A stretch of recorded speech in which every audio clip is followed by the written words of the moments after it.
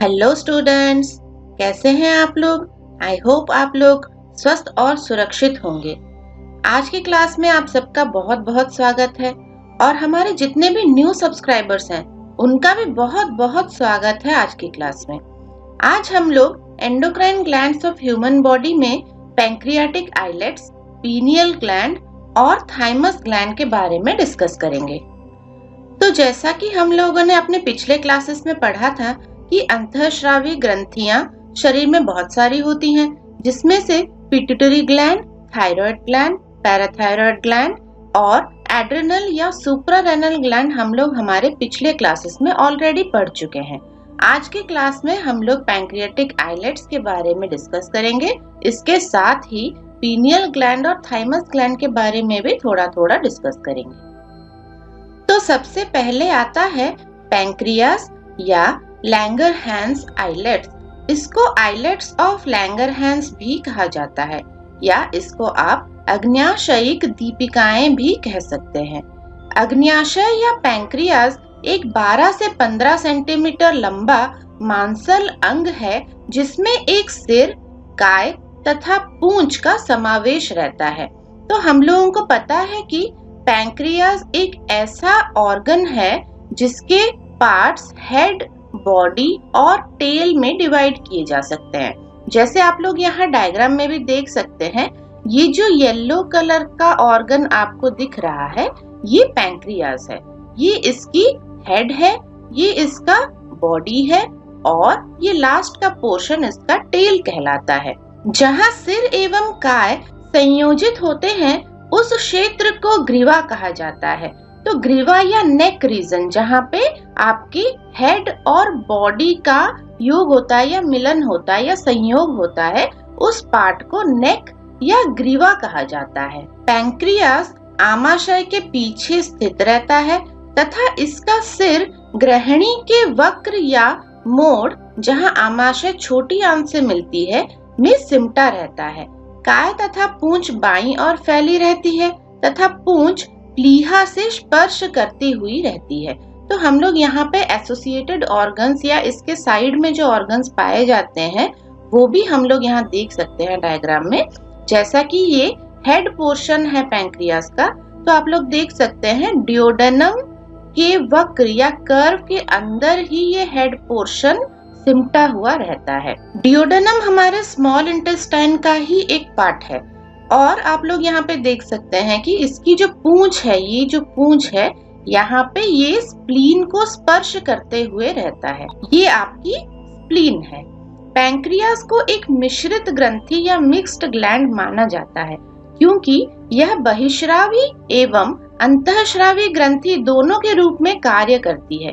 तो ये endocrine gland भी है और एक्सोक्राइन ग्लैंड भी है, इसीलिए इसको मिक्स्ड ग्लैंड भी कहा जाता है। तो इसमें से एक्सोक्राइन सिक्रेशंस भी आते हैं और एंडोक्राइन सिक्रेशंस भी आते हैं। बहिश्रावी ग्रंथि एक्सोक्राइन ग्लैंड के रूप में यह पाचक ग्रंथि या डाइजेस्टिव ग्लैंड का कार्य करती है क्योंकि पाचक एंजाइम्स एवं क्षारीय खनिजों का श्रावण एक वाहिका में होता है जो छोटी आंत या डियोडेनम में पहुंचता है। यहाँ डायग्राम में भी हम लोग ये क्लियरली देख सकते हैं कि यहाँ पे आप लोगों को कुछ डक्ट्स और कुछ ग्लैंड्स भी दिखाई दे रहे होंगे। इनमें से जो सिक्रेशंस बनते हैं या जो एंजाइम्स यहाँ पे बनते हैं, ये इसकी पाइप द्वारा निकल के कहाँ पहुँचते हैं? डियोडेनम में पहुँचते हैं। इस रीजन को क्या कहा जाता है? ये जो ओपनिंग होती है इसको कहा जाता है एम्पुला ऑफ वेटर। तो यहाँ पे पैंक्रियास में जितनी भी एंजाइम्स बनती हैं, जो एसिनस ग्लैंड्स होती है, यहाँ पे एक डायग्राम है, आप लोग देख सकते हो, बड़ा करके दिखाया गया है। इस एसिनस ग्लैंड्स में जो भी एंजाइम्स बनती हैं वो इस डक्ट द्वारा या इस पाइप द्वारा निकल के कहाँ जाती हैं? डियोडेनम में जाती हैं। और डियोडेनम में जाके ये क्या करती हैं? ये खाने पीने की चीजों का पाचन करती हैं। ठीक है, तो ये जो एंजाइम्स है ये डाइजेस्टिव एंजाइम्स के रूप में या पाचक एंजाइम्स के रूप में कार्य करती है। ये खाने का पाचन करती हैं। अंतःस्रावी ग्रंथि या एंडोक्राइन ग्लैंड के रूप में यह हार्मोन्स को सीधे रक्त धारा में स्रावित करती है। पैंक्रियास का अंतःस्रावी भाग इस ग्रंथि के कुल वजन का लगभग 1% होता है। यह भाग, जिसे पैंक्रियाटिक आइलेट्स या आइलेट्स ऑफ लैंगरहैंस कहा जाता है, कोशिकाओं के गुच्छे होते हैं जो हार्मोन्स का उत्पादन, संचय एवं श्रावण करते हैं। तो ये जो पैंक्रियाटिक ग्लैंड आपको दिख रहा है, इसमें से सिर्फ 1% भाग ही एंडोक्राइन ग्लैंड के रूप में काम करता है। बाकी का पूरा पोर्शन एक्सोक्राइन ग्लैंड के रूप में काम करता है। तो ये जो एंडोक्राइन ग्लैंड्स वाला पोर्शन होता है, ये कैसा दिखता है? ये कुछ इस तरह का दिखता है, जिसको हम लोग आइलेट्स ऑफ लैंगरहैंस कहते हैं। यहाँ पे आप लोग डायग्राम में देख सकते हैं, ये ब्लू कलर के डॉट्स में दिखाया गया है। ये इस तरह से कहीं कहीं बीच बीच में पाया जाता है। तो ये आइलेट ऑफ लैंगरहैंस में क्या होता है? यहाँ पे एंडोक्राइन सिक्रेशंस होते हैं, जिसको क्या कहा जाता है? जिसको हार्मोन्स कहा जाता है। तो यहाँ से कुछ हार्मोन्स का स्राव होता है, जो कहाँ जाते हैं? जो सीधा रक्त धारा में जाते हैं। ये किसी पाइप के द्वारा ट्रेवल नहीं करते हैं, ये सीधा ब्लड चैनल्स में चले जाते हैं, यानी आपके ब्लड वेसल के अंदर खून में मिल जाते हैं और ये जाके फिर टारगेट ऑर्गन्स पे काम करते हैं। इसीलिए तो इन्हें एंडोक्राइन ग्लैंड्स कहा जाता है ना। ये तो हम लोग अपने पहले क्लास में ही पढ़ चुके हैं। यहाँ पे नीचे वाली डायग्राम में हम लोग देख सकते हैं आइलेट ऑफ लैंगरहैंस दिखाई गई है। तो एक आइलेट में बहुत सारे प्रकार के सेल्स पाए जाते हैं, alpha cells, delta sales, beta cells, है ना। तो इसके बारे में भी हम थोड़ा सा डिस्कस करेंगे। उससे पहले देखिए, वयस्क पैंक्रियाज में 2 लाख से 20 लाख के बीच आइलेट्स विद्यमान रहती हैं, जो संपूर्ण ग्रंथि में छितराई हुई फैली रहती हैं। तो जैसा कि हम लोगों ने यहाँ डायग्राम में भी देखा, ये जो ग्रंथि है, ये जो पैंक्रियाटिक ग्लैंड है, इसमें आइलेट्स ऑफ लैंगरहैंस किस तरह से पाई जाती हैं? बीच बीच में कहीं कहीं इस तरह से ये फैली हुई रहती है, छितराई हुई। ये जो आइलेट्स होती हैं, एक दूसरे से कनेक्टेड नहीं होती हैं, ये कहीं कहीं यहाँ वहाँ फैली हुई रहती हैं। और करीबन ये कितनी होती हैं? 2 लाख से 20 लाख तक ये पाई जाती हैं, यानी इतनी सारी ये आइलेट्स होती हैं। लेकिन हमने अभी अभी पढ़ा कि सिर्फ 1% भाग ही इस ग्लैंड का एंडोक्राइन ग्लैंड होता है या एंडोक्राइन पोर्शन होता है। बाकी का सारा पोर्शन क्या होता है? बाकी का 99% एक्सोक्राइन ग्लैंड ही होता है। यानी इसका मुख्य कार्य आपके डाइजेशन से रिलेटेड होता है, डाइजेस्टिव सिस्टम से रिलेटेड होता है। और जो एंडोक्राइन पोर्शन से हार्मोन्स बनते हैं या जो सिक्रेशंस आते हैं, वो भी हमारे शरीर में बहुत सारे फंक्शंस को रेगुलेट करते हैं। आइलेट्स में 4 विशेष प्रकार की कोशिकाएं रहती हैं, जिन्हें अल्फा, बीटा, डेल्टा तथा एफ सेल्स कहा जाता है। तो सबसे पहले आइए देखते हैं अल्फा सेल्स क्या होती हैं। अल्फा सेल्स ग्लूकागॉन नामक हार्मोन उत्पन्न करती है, जो यकृत को उद्दीप्त करके ग्लाइकोजन को ग्लूकोज में परिवर्तित कर देता है, जिससे रक्त में ग्लूकोज का स्तर बढ़ जाता है। तो जब भी हमारे शरीर को ग्लूकोज की जरूरत होती है, ये जो ग्लूकागॉन है, ये क्या करता है? ये लीवर में जो ग्लाइकोजन स्टोर मौजूद है, उस ग्लाइकोजन को ग्लूकोज में परिवर्तित कर देता है। आप लोग अपने नोट्स में ये वाली डायग्राम बना सकते हैं, ये इजी भी है और यहाँ पे पैंक्रियास के सभी प्रकार के ग्लैंड्स भी दिखाए गए हैं। तो हमें यहाँ पे क्या याद रखना है? अल्फा सेल से ग्लूकागॉन बनता है और ग्लूकागॉन का काम क्या होता है? ये ग्लाइकोजन को ग्लूकोज में परिवर्तित करता है जब भी शरीर को ग्लूकोज की जरूरत हो। सेकंड आता है बीटा सेल्स। बीटा सेल में क्या बनता है? इंसुलिन बनता है। इंसुलिन तो आपने बहुत बार पहले भी सुना होगा। डायबिटीज के मरीज होते हैं जिनमें इंसुलिन की कमी हो जाती है, उनमें इंसुलिन के इंजेक्शंस भी दिए जाते हैं। ये तो आप लोगों ने पहले ही सुना होगा बहुत। तो ये जो इंसुलिन होती है, ये हमारे शरीर में पैंक्रियाटिक सेल्स या पैंक्रियाटिक आइलेट्स द्वारा बनाई जाती है। इसको पैंक्रियास के बीटा सेल्स बनाते हैं। तो यहाँ पे देखिए, बीटा सेल्स इंसुलिन नामक हार्मोन उत्पन्न करती है, जो रक्त में विद्यमान ग्लूकोज को ग्लाइकोजन में परिवर्तित करता है। तदुपरांत यह यकृत एवं पेशियों में संचित हो जाता है। तो ये जो ग्लूकोज आपके शरीर में या आपके ब्लड में बहुत ज्यादा बढ़ा हुआ रहता है, वहाँ पे इंसुलिन क्या करता है? इस ग्लूकोज को ग्लाइकोजन में परिवर्तित कर देता है, ताकि बहुत सारा एक्स्ट्रा ग्लूकोज आपके ब्लड में ना रहे। तो ये मैकेनिज्म होने की वजह से क्या होता है, ये जो ग्लाइकोजन है ये फिर जाके यकृत में यानी लीवर में और मसल्स में जाके डिपॉजिट हो जाता है या स्टोर हो जाता है। और जब भी शरीर को ग्लूकोज की जरूरत हो वहां से ग्लाइकोजन रिलीज होता है और अल्फा सेल से बनने वाले ग्लूकागॉन द्वारा फिर से ग्लूकोज में कन्वर्ट हो जाता है। अगर शरीर को ग्लूकोज की जरूरत नहीं है, ग्लूकोज की मात्रा बहुत ज्यादा हो रही है, वहां पे इंसुलिन अपना काम करता है और ग्लूकोज को ग्लाइकोजन में परिवर्तित कर देता है ताकि शुगर लेवल या आपका ग्लूकोज लेवल ब्लड में कंट्रोल में रहे। इंसुलिन शरीर की ऊतक कोशिकाओं की पारगम्यता को बढ़ा देता है जिससे रक्त से ग्लूकोज कोशिकाओं में पहुंच जाता है। इंसुलिन और क्या करता है, ये जो ग्लूकोज आपके ब्लड वेसल में पड़ा हुआ है या आपके रक्त में पड़ा हुआ है, ये ग्लूकोज को सेल के अंदर पहुंचाने में मदद करता है। तो सेल मेम्ब्रेन्स में ये इंसुलिन जाके क्या करता है, सेल मेम्ब्रेन्स की परमिएबिलिटी या सेमी परमिएबिलिटी को ये बढ़ा देता है जिससे ग्लूकोज सेल के अंदर जा पाता है। हमें ये पता है कि हमारे सेल्स को एनर्जी प्रोड्यूस करने के लिए ग्लूकोज और ऑक्सीजन की बहुत जरूरत होती है।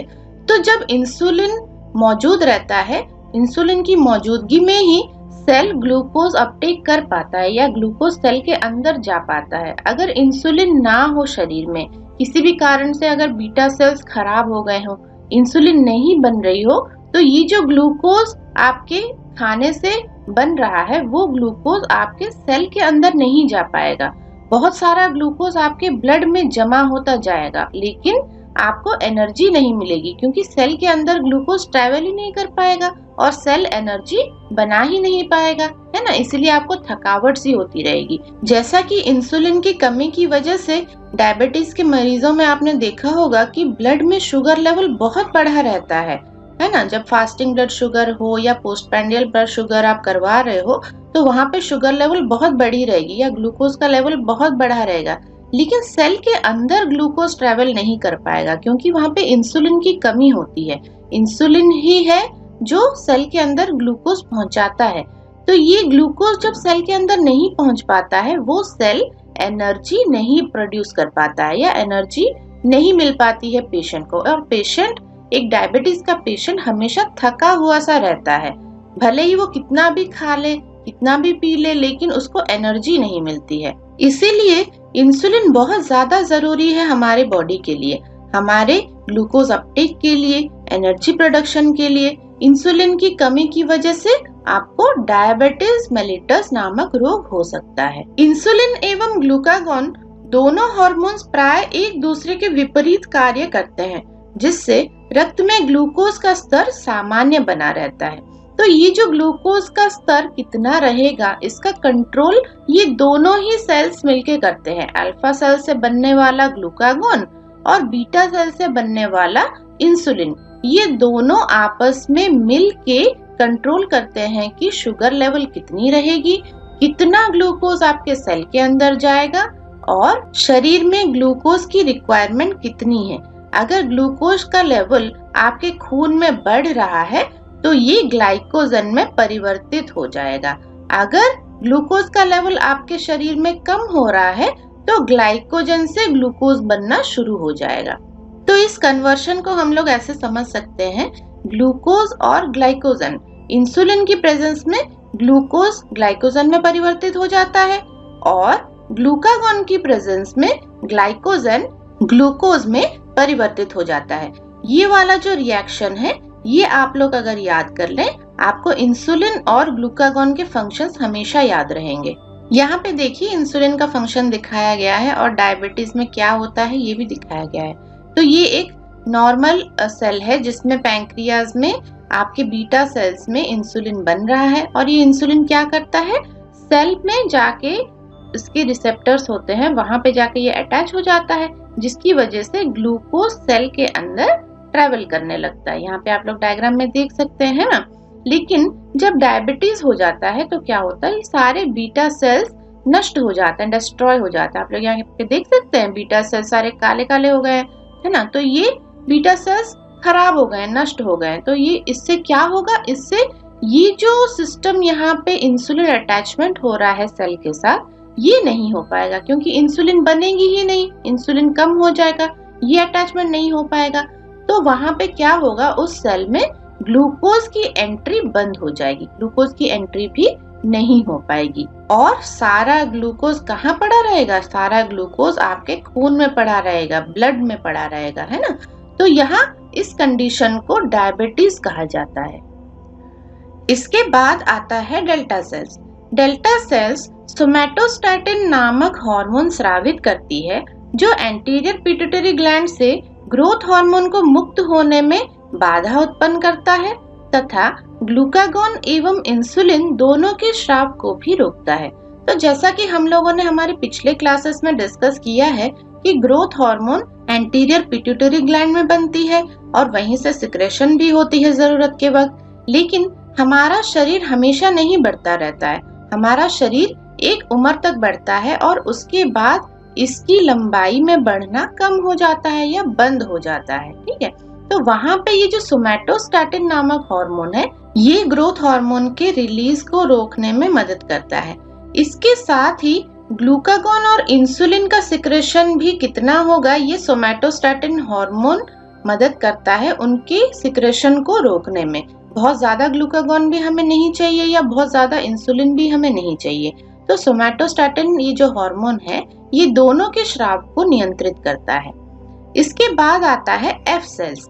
एफ सेल्स अग्न्याशयिक पॉलीपेप्टाइड या पैंक्रियाटिक पॉलीपेप्टाइड को स्रावित करती है, जो भोजन के उपरांत रक्त धारा में पहुंचती है। तो भोजन करने के बाद पैंक्रियाटिक पॉलीपेप्टाइड का सिक्रेशन स्टार्ट होता है और ये पैंक्रियाटिक पॉलीपेप्टाइड क्या करते हैं, ये पैंक्रियास से बनने वाले जितने भी हार्मोन्स हैं या जितने भी एंजाइम्स हैं, यानी एक्सोक्राइन सिक्रेशन और एंडोक्राइन सिक्रेशन, सभी को ये कंट्रोल करते हैं। कितना एंजाइम बनेगा, कितना हार्मोन बनेगा, ये पैंक्रियाटिक पॉलीपेप्टाइड कंट्रोल करता है। तो यहाँ पे आप लोग डायग्राम में सारे सेल्स देख सकते हैं। इस डायग्राम को अगर आप लोग याद कर लें तो आपको सब कुछ याद हो जाएगा। अल्फा सेल जो ग्लूकागॉन बनाता है, बीटा सेल जो इंसुलिन बनाता है, डेल्टा सेल जो सोमैटोस्टैटिन बनाता है और एफ सेल जो पैंक्रियाटिक पॉलीपेप्टाइड बनाता है। इसके अलावा पैंक्रियाज में एक्सोक्राइन ग्लैंड्स पाई जाती हैं, जिसमें एसिनर सेल्स होते हैं या डक्ट सेल्स होते हैं, जिनमें से एंजाइम्स का सिक्रेशन होता है जो डाइजेस्टिव एक्शन करता है। पैंक्रियाटिक ग्लैंड के बाद जो ग्लैंड आता है वो है पीनियल ग्लैंड, या इसको पीनियल बॉडी भी कही जाती है। यह मटर के दाने के आकार की लाल से भूरे रंग की रचना है, जो मस्तिष्क के या सेरिब्रल हेमिस्फीयर के बीच भीतर गहराई में तृतीय वेंट्रिकल के पीछे छोर में स्थित रहती है। तो यहाँ पे आप लोग डायग्राम में देख सकते हैं, ब्रेन के अंदर ही पीनियल ग्लैंड मौजूद रहती है। यहाँ पे ब्लू कलर की दिखाई गई है, ये ब्लू कलर की नहीं होती है, लेकिन यहाँ पे डायग्राम में ब्लू कलर की ये दिखाई गई है, ठीक है। तो ये पीनियल ग्लैंड जो है, ये सेरिब्रल हेमिस्फीयर के, दोनों सेरिब्रल हेमिस्फीयर के बीच में पाई जाती है। इससे क्या बनता है, इससे कौन सा हार्मोन बनता है, इससे मेलाटोनिन नामक हार्मोन बनता है, जो शरीर में निद्रा तथा जागृत अवस्था को नियंत्रित करता है। पूरे दिन भर में आपको कुछ टाइम नींद आती है, कुछ टाइम आपको नींद नहीं आती, आप जागे हुए रहते हो, है ना। तो ये जो चीज या ये जो साइकिल जो कंट्रोल करता है वो कौन है, वो है मेलाटोनिन हार्मोन। इस मेलाटोनिन हार्मोन को स्लीप हार्मोन भी कहा जाता है, क्योंकि आपकी नींद की जो टाइमिंग है, ये मेलाटोनिन हार्मोन उस टाइमिंग को कंट्रोल करता है। इसके अलावा ये शरीर में यौन इच्छा, भूख, प्यास तथा जैविक घड़ी को नियंत्रित करता है, जो उम्र बढ़ने की सामान्य प्रक्रिया का निश्चय करता है। तो हमारा जो लाइफ साइकिल चलता है, लाइफ साइकिल में हमें भूख लगती है, हमें प्यास लगती है, हमें नींद लगती है, सेक्सुअल डिजायर भी रहते हैं मनुष्य के, है ना। तो ये सारी फीलिंग्स या ये सारी जो प्रक्रिया आपके शरीर में चलती रहती है, ये जो लाइफ साइकिल में जरूरी प्रक्रियाएं होती हैं, इसको नियंत्रित करता है कौन, मेलाटोनिन हार्मोन इसको नियंत्रित करता है। यौवन आरंभ के पश्चात इस ग्रंथि का अपक्षय या एट्रोफी हो जाता है और वृद्धावस्था में ये कैल्सिफाइड हो जाता है तथा खोपड़ी के एक्सरे में यह उपयोगी पहचान चिन्ह का कार्य करती है। तो ये जो पीनियल ग्लैंड है ये कुछ उम्र तक ही आपके शरीर में बनी रहती है, उसके बाद धीरे धीरे इसका अपक्षय होने लग जाता है। और ये अगर आप स्कल का एक्सरे करोगे तो एक्सरे में ये आपको एक कैल्सिफाइड व्हाइट डॉट की तरह आपको दिखेगी, सफेद रंग की डॉट की तरह ये आपको दिखेगी ब्रेन में, है ना। और हमें पता है कि एक उम्र के बाद हमारे शरीर का भी क्षय होने लगता है, हम वृद्धावस्था में जाने लगते हैं, है ना। तो उस समय इस ग्रंथि का क्षय हो जाता है और इसी वजह से हमारे शरीर में भी कैटाबॉलिक एक्टिविटीज बढ़ जाती है, टूटने की प्रक्रियाएं ज्यादा होने लगती हैं और हमारे शरीर का भी धीरे धीरे क्षय हो जाता है और हम बूढ़े हो जाते हैं। तो ये जो मेलाटोनिन हार्मोन है ये हमारे शरीर की लाइफ साइकिल को, हमारे जीवन मृत्यु के लाइफ साइकिल को, हमारे भूख प्यास के टाइमिंग को और हमारे सोने और जागने की टाइम को कंट्रोल करता है। तो ऐसे में अगर देखा जाए पीनियल ग्लैंड तो बहुत इंपॉर्टेंट ग्लैंड है और इससे सिक्रेशन होने वाला मेलाटोनिन हार्मोन भी बहुत ही इंपॉर्टेंट है हमारे शरीर के लिए। पीनियल ग्लैंड के बाद आता है थाइमस ग्लैंड। थाइमस ग्लैंड वक्षीय गुहा या थोरैसिक कैविटी में स्टर्नम के पीछे श्वास प्रणाली या ट्रैकिया के विभाजन के स्तर पर स्थित एक लिम्फोइड ऑर्गन है। तो ये जो थाइमस ग्लैंड है ये कहाँ पे पाई जाती है? ये थोरैसिक कैविटी में पाई जाती है। यहाँ पे डायग्राम में भी आप लोग देख सकते हो, ये थाइमस ग्लैंड है, ठीक है। स्टर्नम के पीछे होती है और ट्रैकिया के ऊपर ये पाई जाती है। इसमें दो खंड होते हैं या लोब्स होते हैं जो संयोगी ऊतक की एक परत से आपस में जुड़े रहते हैं। तो इस तरह से इसमें दो लोब्स पाए जाते हैं, राइट लोब और लेफ्ट लोब। इसमें बाहर की ओर कॉर्टेक्स होता है जिसमें असंख्य लिम्फोसाइट्स विद्यमान होती हैं तथा अंदर मेडुला होता है। तो यहाँ पे अगर सेक्शन में आप लोग देखो तो बाहर का जो रीजन है उसको कॉर्टेक्स कहा जाता है। ये जो थोड़ा सा डीप ऑरेंज वाला पोर्शन आपको दिख रहा है, देखिए मैं इसको बॉर्डर बना देती हूँ तो आपको क्लियरली पता चल जाएगा। ये जो बाहर का पोर्शन है डीप ऑरेंज वाला, ये वाला पोर्शन, तो ये कॉर्टेक्स कहलाता है। और इसके अंदर का जो पोर्शन है ये क्या कहलाता है? ये मेडुला कहलाता है। मेडुला में लिम्फोसाइट्स की संख्या कुछ कम रहती है एवं कोशिकाओं के गुच्छे जिन्हें थाइमिक या हैसल्स कोशिकाएं कही जाती हैं वो भी मौजूद रहती हैं। तो हमने ये जाना कि कॉर्टेक्स में बहुत सारी लिम्फोसाइट्स पाई जाती हैं और मेडुला में हैसल्स कॉर्पसल्स या थाइमिक सेल्स पाए जाते हैं। इस ग्रंथि में काफी रक्त वाहिकाएं होती हैं परंतु तंत्रिका तंतु काफी कम होता है। तो ब्लड वेसल, यहाँ पे ब्लड सप्लाई बहुत ज्यादा होती है, ब्लड वेसल्स बहुत ज्यादा पाए जाते हैं लेकिन नर्व्स काफी कम पाई जाती है। यह उम्र के अनुसार भिन्न भिन्न आकार की होती है। जब तक बालक की उम्र 2 वर्ष की नहीं हो जाती तब तक ये बढ़ती रहती है, इसके बाद ये सिकुड़ती जाती है। अतः वयस्क में यह मात्र तंतुमय अवशेष की अवस्था में पाई जाती है। तो जैसे कि पीनियल ग्लैंड था, कुछ एज तक ये बढ़ रहा था, उसके बाद फिर उसमें क्षय हो रहा था, वैसे ही ये थाइमस ग्लैंड भी है। थाइमस ग्लैंड 2 वर्ष की उम्र तक बढ़ता जाता है, उसके बाद काफी दिनों तक वो उसी तरह से बना रहता है और फिर धीरे धीरे वो सिकुड़ने लगता है।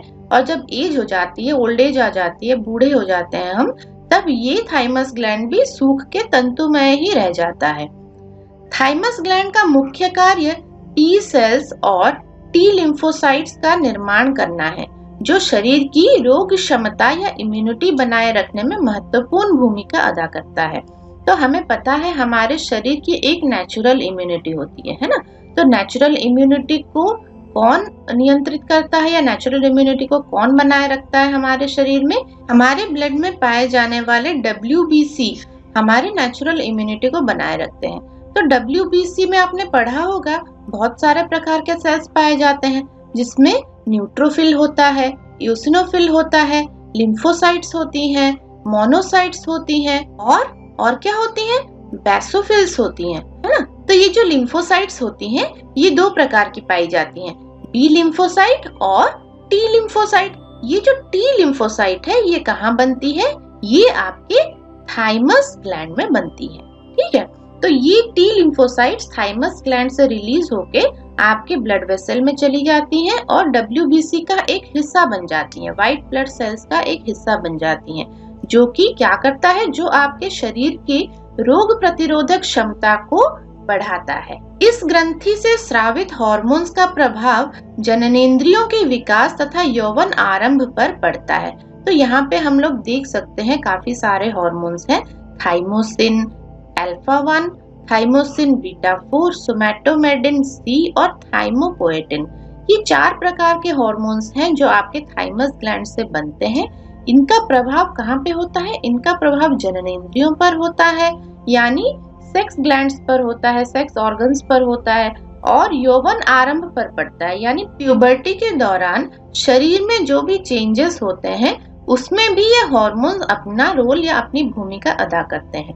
अस्थियों का पूर्ण विकास होने तक यह उनके विकास पर नियंत्रण रखता है। तो ये जो हार्मोन्स है ये और क्या करते हैं? ये अस्थियों के विकास पर भी नियंत्रण करते हैं। हड्डियां कितनी बढ़ेंगी, कितनी लंबी होंगी, कितनी मोटी होंगी, है ना? तो ये नियंत्रण कौन करता है? ये थाइमस से निकलने वाले हार्मोन्स इस चीज का नियंत्रण करती हैं। तो यहाँ पे हमें क्या याद रखना है? थाइमस ग्लैंड जो है उसका जो मेन एक्शन है टी लिम्फोसाइट्स बनाना। टी लिम्फोसाइट्स हमारे शरीर के रोग प्रतिरोधक क्षमता को बढ़ाता है। इसके अलावा थाइमस से निकलने वाली जो हार्मोन्स होती हैं वो जननेंद्रियों का विकास करती हैं। यौवन आरंभ पर भी इसका प्रभाव पड़ता है। शरीर में जो भी बदलाव आते हैं उस पर भी इनका प्रभाव होता है, और अस्थियों के विकास को भी ये नियंत्रित करते हैं। थाइमस ग्लैंड में ये इंपॉर्टेंट पॉइंट्स हमें याद रखने हैं। तो स्टूडेंट्स, आज हम लोगों ने पैंक्रियाटिक ग्लैंड के बारे में पढ़ा। आइलेट ऑफ लैंगरहैंस में कौन कौन सी सेल्स होती हैं, उनमें से कौन कौन से हार्मोन सिक्रेशन होते हैं, ये हम लोगों ने पढ़ा। इसके अलावा हम लोगों ने पीनियल ग्लैंड के बारे में भी पढ़ा, थाइमस ग्लैंड के बारे में भी पढ़ा। इसके बाद के जो ग्लैंड्स हैं वो हम लोग नेक्स्ट क्लास में पढ़ेंगे।